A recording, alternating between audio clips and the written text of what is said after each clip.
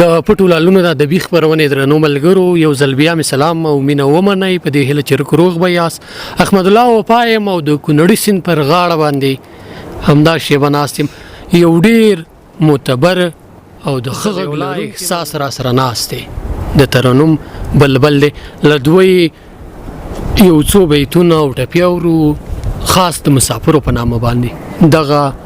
غزل او ټپی د ټولو مسافرو ملګرو ته خیری چرا پسی ستا د خلگی کیگی قسم دے سچل بخا مخا میں پزوانی کیگی قسم دے خیری چرا پسی ستا د خلگی کیگی قسم دے سچل بخا مخا میں پزوانی کیگی قسم دے سچل بخا مخا میں پزوانی کیگی قسم دے ہے ساقی کا و تلوار ڈک ڈک خمان را باندے اس کا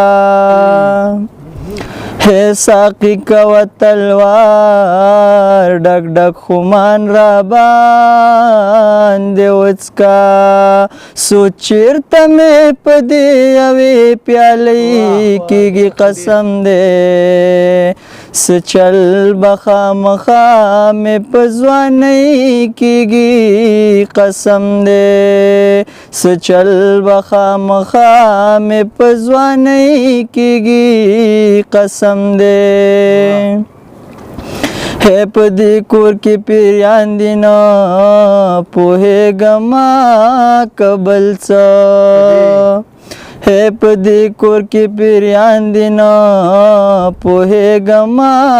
قبل سا ہمیش پما گزار دی بلی کیگی قسم دے سچل بخا مخا میں پزوانی کیگی قسم دے خیری چرا پسی ستا د خلگی کیگی قسم دے سچل بخا مخا میں پزوانی کیگی قسم دے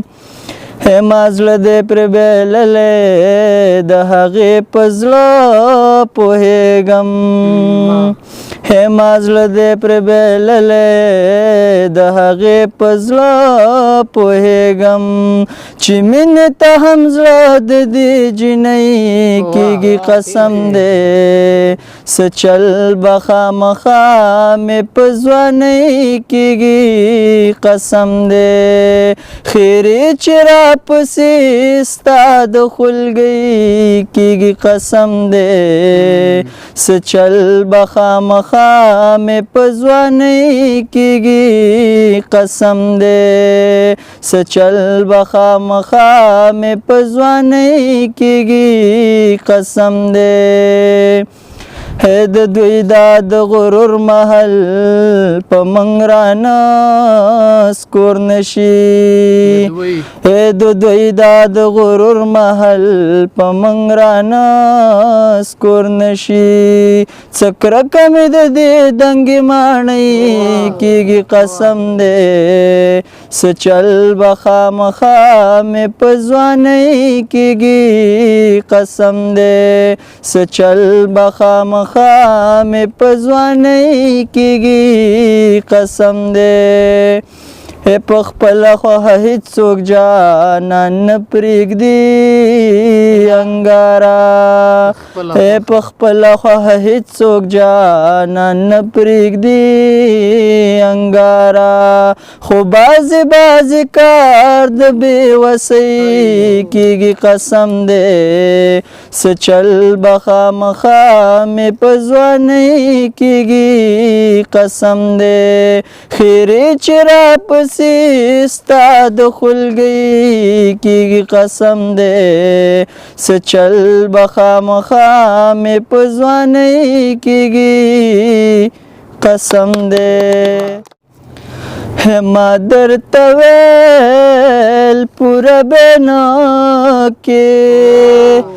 د یارانې خبرې ډېرې ګرانې دي نه پاس په هوا راشه جانانه لارې کوڅې له غمازانو ډکې دي نه یا په مخ مې ما وخه خوږېږي د ژړا ډکې سترګې چاله واړومه